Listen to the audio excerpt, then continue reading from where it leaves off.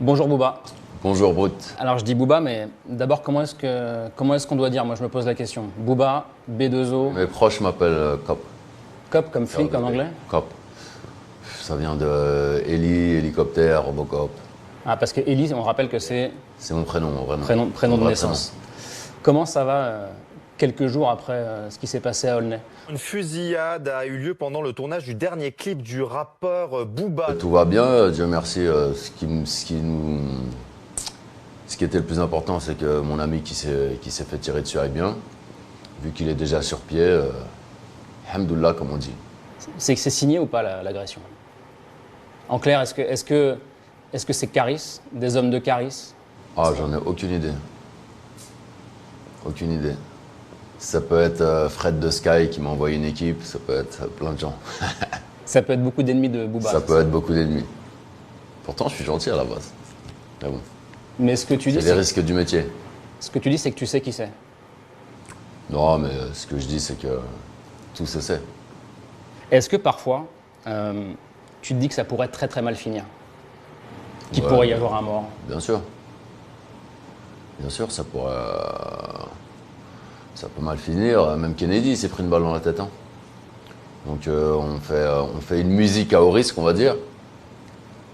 On a un certain passé, on a certaines habitudes, certaines bonnes, certaines mauvaises. Et puis voilà, c'est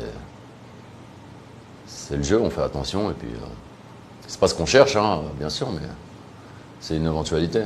La mort, c'est une éventualité. Ah bah, rien n'est plus sûr que la mort, mais dans une de mes chansons, je me souviens plus laquelle, je disais, ça fait longtemps, je disais heureux si j'atteins la trentaine. Donc déjà, je suis au max, je suis plus. 42 là, c'est ça? Ouais. Ça veut dire que la mort, t'y penses régulièrement. Tu te dis que la mort accidentelle, C'est je pas veux que dire. j'y pense, c'est pas que j'y pense régulièrement, c'est que c'est une chose, j'en ai pas vraiment peur. Bon, maintenant j'ai des enfants, donc c'est un peu différent, je fais encore plus attention.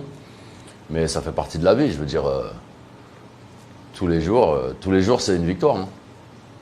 Tous les jours, c'est un jour de gagner. Voilà. Je veux dire, tout peut arriver, ça va tellement vite. Là, il y a un ouragan qui arrive, par exemple. C'est un autre danger. Voilà, il y a une fusillade sur le tournage de mon clip. Il y a des accidents, il y a des maladies.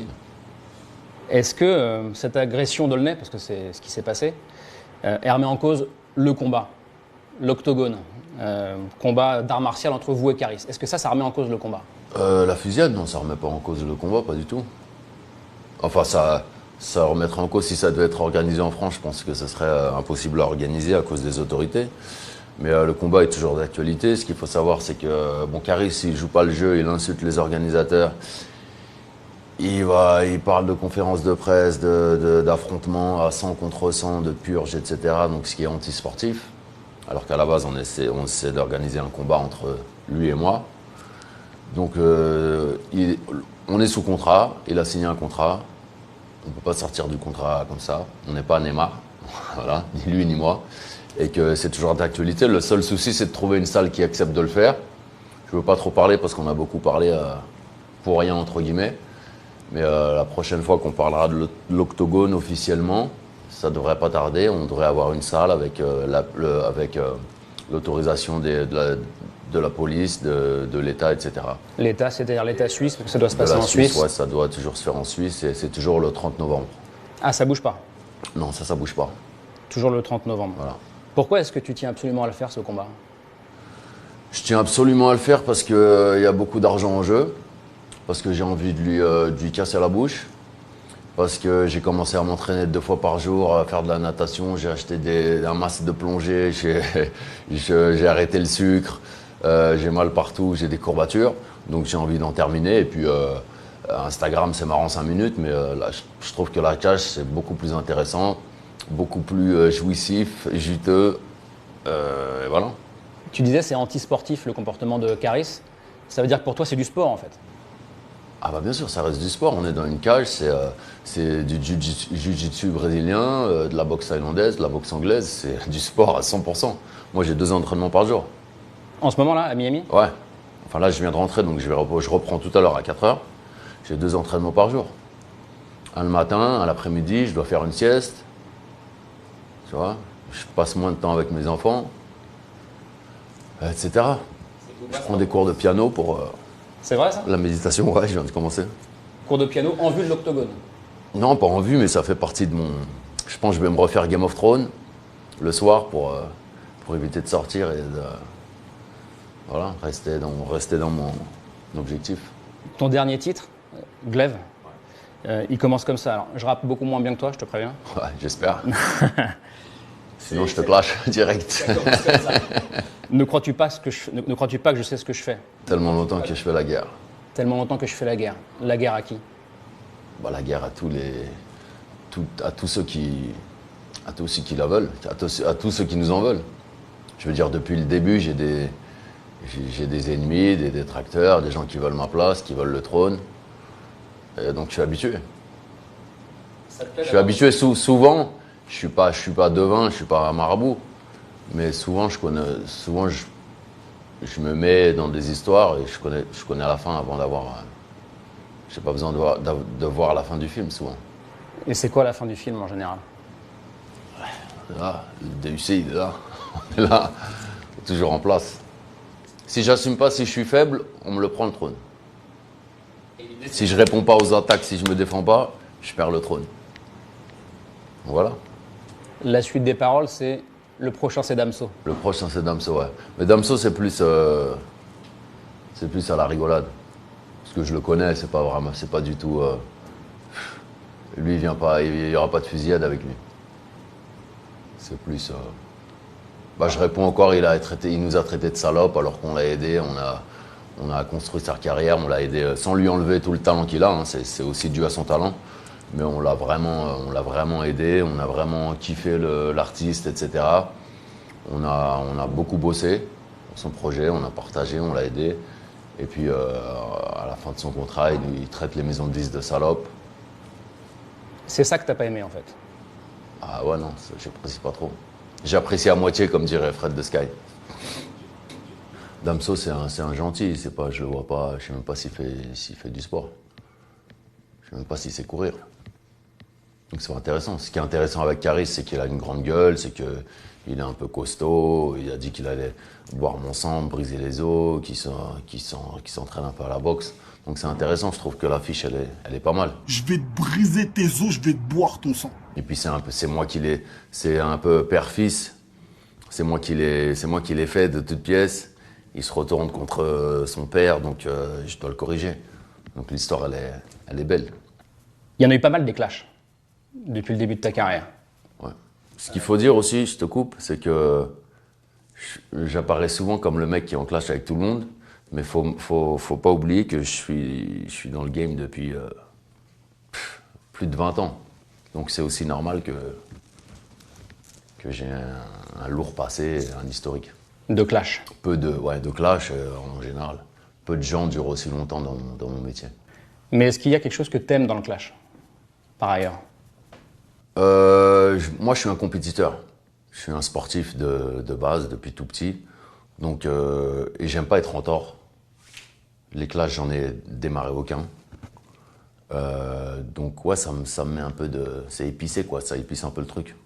Quand je suis pas en tort et qu'on m'attaque, ça me dérange pas forcément. Ça me donne un petit coup de boost. Ça me motive. Toi, t'attaques jamais le premier, c'est ça que tu dis? Non. Enfin, dans tous les clashs connus, j'ai jamais attaqué. Rof, Lafouine, Caris, c'est eux. Et tu te dis jamais, bon allez, on arrête les clashs, on se reparle. Je reparle à Damso, je reparle à Caris. Non, non. En général, quand ça casse, ça casse. Comme avec les meufs, quand ça casse, il n'y a pas de pause. Il n'y a pas de break. Et il n'y a pas de retour possible, c'est ça? Non. Est-ce que le regret, c'est un sentiment que tu connais parfois? Est-ce que tu regrettes des choses? Non. Franchement, non. Pas vraiment de regret. Pas de place pour les regrets? Pas le temps pour le regret. Pas le temps, pardon. Non, parce que je suis quelqu'un d'assez réfléchi, qu'on le croit ou non.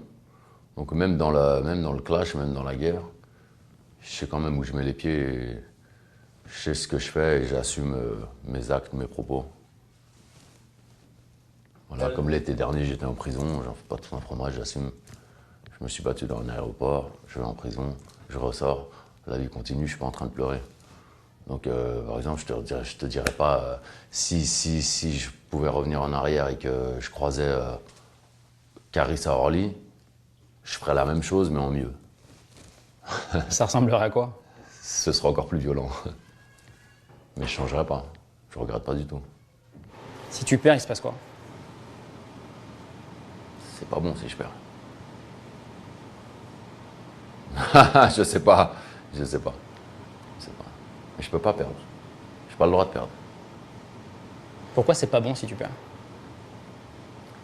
Parce que c'est le clash des titans. Ça fait tellement de bruit, il y a tellement, l'histoire est tellement profonde et ancienne, etc. C'est les arènes, c'est le retour à... C'est Rome. Celui qui perd, il perd. Tu vois ce que je veux dire? C'est Mohamed Ali Frazier au Congo un peu. C'est l'honneur, c'est gladiateur. Hein? Si je gagne l'octogone, derrière, je vends mes crottes de nez. Si je le perds, je les vends pas. Elles vont rester dans mon mouchoir. Si tu les perds, tu disparais de la scène ou pas? Ah, je partirais pas. Si je disparais, tout le monde disparaît. Je disparaîtrais pas tout seul. Et j'ai le sentiment qu'il n'y a rien qui te fait peur en fait. C'est vrai ou c'est un, Ah, tout c'est est un relatif. sentiment? Tu sais, au final, c'est juste, on en fait tout un fromage, mais c'est juste un combat de MMA. C'est 3 rounds de 5 minutes. C'est 15 minutes dans une vie. Donc, il faut relativiser. Il y a des gens qui vivent sous les bombes. Donc, on va dire que ça met la pression, mais peur, c'est pas ça qui va me faire peur.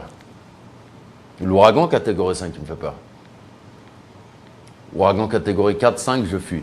Octogone, je fuis pas. Est-ce que tu as le sentiment qu'on te connaît mal? Et est-ce que ça te dérange d'ailleurs? Ouais, c'est ce que j'allais dire. J'ai le sentiment que oui, je peux être incompris, mais c'est normal.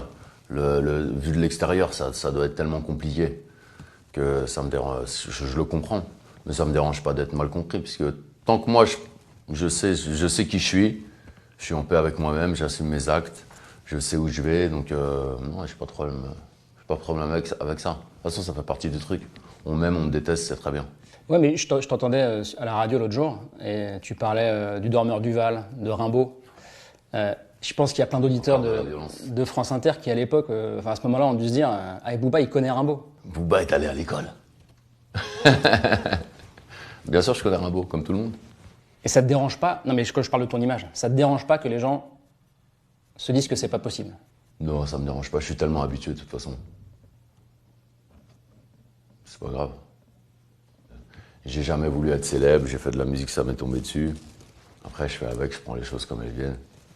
Mais je veux dire, c'est pas grave qu'on m'aime pas. T'as jamais voulu être célèbre? Non. Sérieux? Non. J'ai toujours voulu avoir de l'argent. Normal. Mais pourquoi? Parce que argent égale liberté. Et j'ai toujours voulu être libre en fait. Et pour moi, la liberté, c'est avoir de l'argent. C'est se dire, ok, demain je pars à Moscou. Ah, Moscou, ça me fait chier. Je reviens en France. Je vais manger un grec. Ou je vais manger dans un restaurant étoilé. Voilà. Je m'achète telle ou telle voiture, je prends le bus. Mais la liberté, ça a un prix. Quelqu'un qui gagne 1200 € par mois, bah, il ira jamais aux Maldives, il ira jamais à une Coupe du Monde en Australie. Il ira jamais dans la navette d'Elon Musk dans l'espace, etc., etc.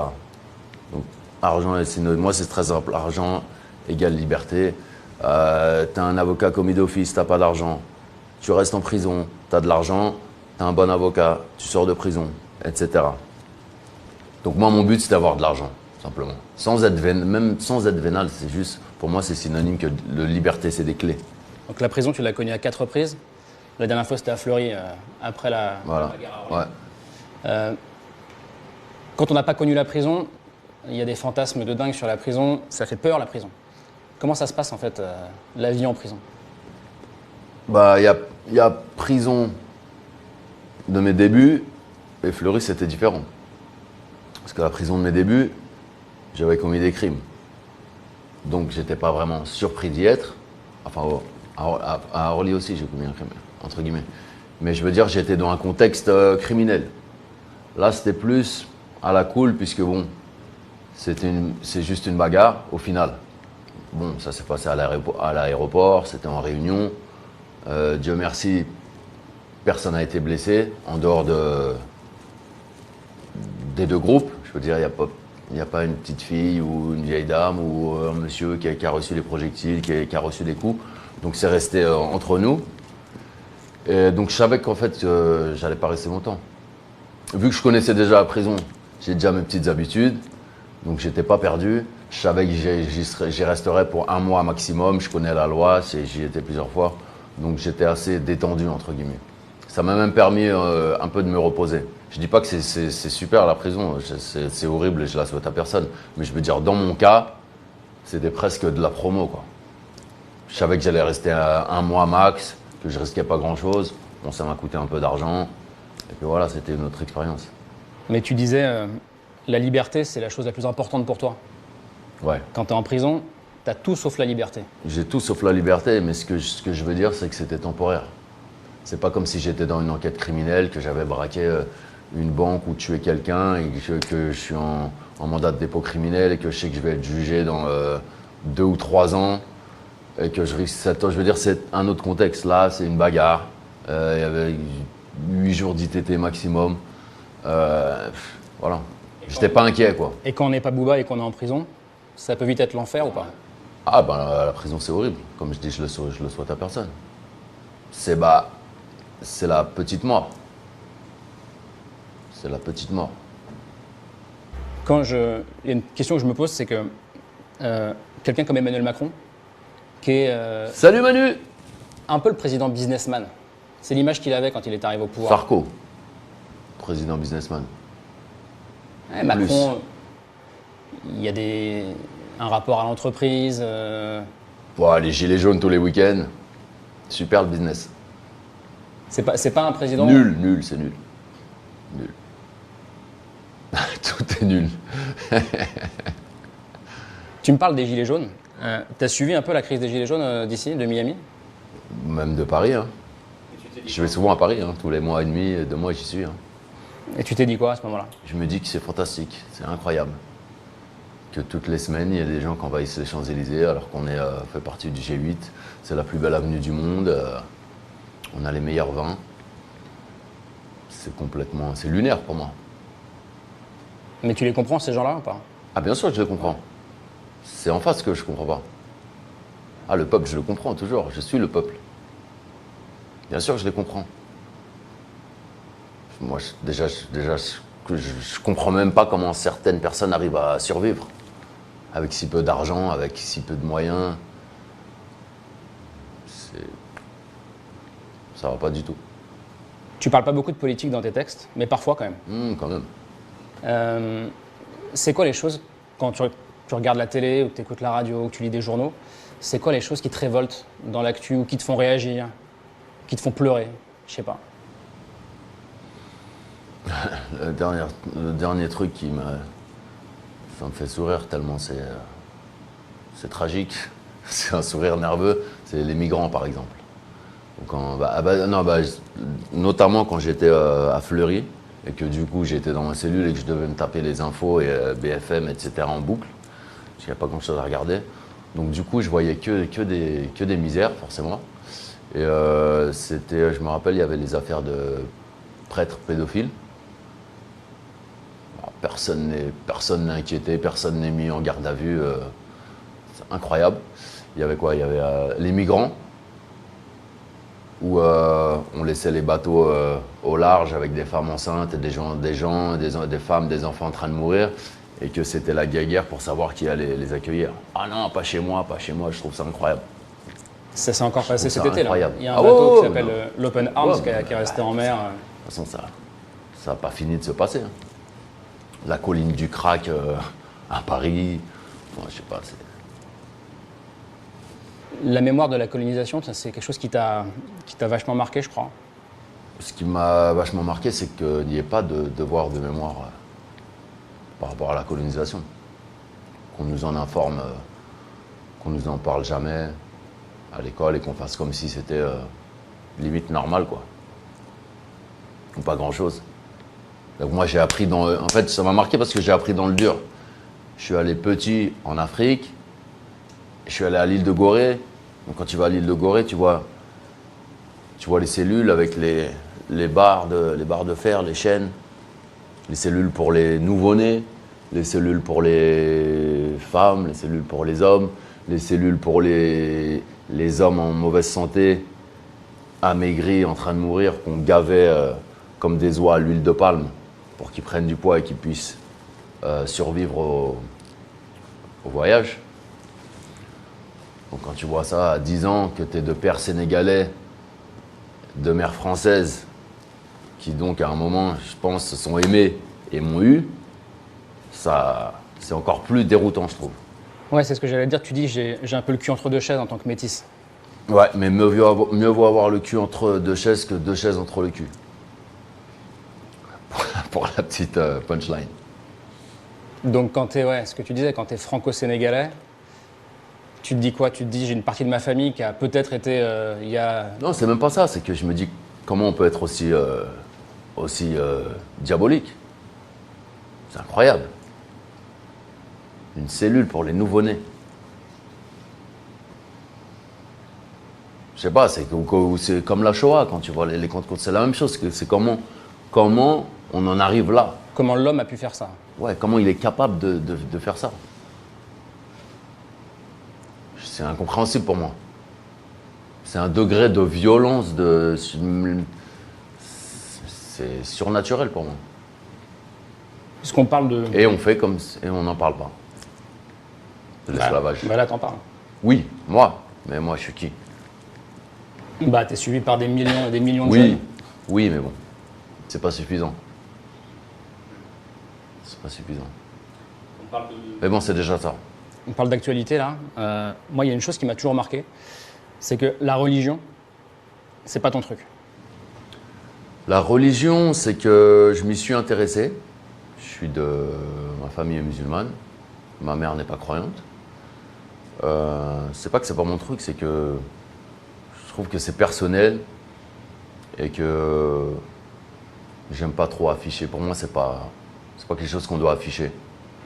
Qu'on soit religieux ou pas, je pense pas que ça doit être un critère de... C'est tout. Est-ce que t'as encore des rêves? Ouais, mais dans Glaive, justement, je dis j'ai trop d'argent, je ne rêve plus, mais alhamdoulilah, j'ai tout. Ça veut dire que je ne rêve plus, j'accomplis, quoi. Si demain je dis ouais, bah, je rêverais d'aller dans l'espace, je ne rêve pas d'aller dans l'espace, j'achète un billet pour aller dans l'espace. C'est ça que ça veut dire. Ah, mais il y a des rêves qui sont pas liés à l'argent. Comme quoi? Je sais pas, rencontrer quelqu'un en rencontrer quelqu'un en particulier. Il faut que j'arrive en Lamborghini. Sinon, elle va pas me regarder. Non, je plaisante. Mais rencontrer quelqu'un en particulier, Vladimir Poutine. Ah ouais? Ouais, Pourquoi? je sais pas. Il doit être. J'aimerais bien discuter avec Vladimir Poutine ou un scientifique. Tu vois, les scientifiques que les gouvernements nous cachent et qui te disent que voilà, en 5 ans, la glace ou la montée des eaux. Qui nous parlent chiffres, réalité et qu'on cache. Parce qu'ici à Miami, on est concerné par la montée des eaux. Ah bien sûr. Ah bah, ils ont déjà élevé les routes il y a 2 ans sur South Beach. Ah, ça veut dire que l'environnement, c'est un sujet qui te préoccupe. L'avenir de la planète, le De climat. plus en plus. C'est peut-être à cause de mes enfants. Non, mais de plus en plus, je pense que ça va pas tarder à partir en couille, sérieusement. Je ne veux pas faire flipper la planète, mais je pense que... je sais pas, j'ai un petit pressentiment. Je pense qu'on nous cache beaucoup de choses. Même la conquête spatiale, ils sont à fond dedans, plus qu'à un moment, on n'en parlait même plus. Là, ils n'arrêtent pas d'envoyer des trucs dans l'espace, essayer d'aller sur Mars. L'Amazonie brûle depuis 3 semaines. Il y a 2 jours, je regarde la télé, je vois Breaking News. Je sais Breaking News de quoi? Ça fait 3 semaines que ça brûle. Alors que c'est censé être le poumon de... Le poumon de la planète. Des baleines échouées sur la... Il y a plein de trucs qui... Ça sent pas très bon, je trouve. Non, mais Booba écolo, c'est une info quand même. Ouais. Après, je vote pas, mais... Pas encore. Je boite pas, je roule en 4x4. Mais tu te dis déjà, parfois, là on parle de ça, bah, peut-être qu'il ne faut plus que je roule en 4x4, que je fasse gaffe à la clim. Alors, aux États-Unis, c'est bizarre, mais Non, non. C'est les contradictions de tous les êtres humains, quoi. non. Ça va s'éteindre quoi qu'il arrive. C'est pas à moi de... C'est trop tard. C'est pas... Ça, c'est être naïf. De quoi? De penser qu'on peut changer. C'est trop tard. Changer le monde. Il y a des choses... Non, mais c'est pas à nous. C'est à ceux qui ont les manettes de changer le monde. Tu peux pas attendre des gens lambda. Tu peux pas leur demander à eux de changer la planète. Et tu te dis pas, on peut tous y contribuer. Si, mais ça se fera pas.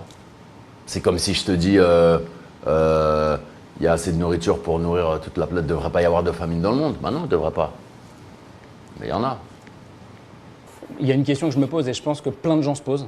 C'est quoi le quotidien de Booba à Miami? En gros, est-ce que Booba, quand il est là, avec ses enfants, c'est Monsieur Tout-le-Monde? Ah bah oui. Comme je disais tout à l'heure, ici, je suis peu connu. C'est rare qu'on me reconnaisse. Quelques Français à South Beach, mais bah oui, je suis Monsieur Tout-le-Monde. Et heureusement. Mais c'est-à-dire, on se lève le matin, on fait le petit-déj à sa fille, on l'emmène à l'école. Exactement. Je lui sèche les cheveux.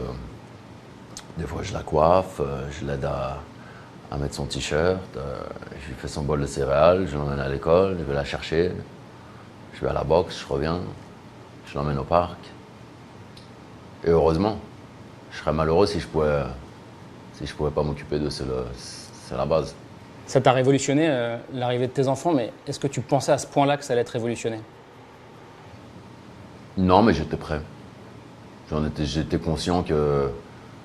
Enfin, je sais que c'est en moi. Je suis pas quelqu'un qui peut supporter de ne pas s'occuper de ses enfants, de les voir, d'être séparés, de les voir que pendant les grandes vacances ou un week-end sur deux. Ça marche pas avec moi.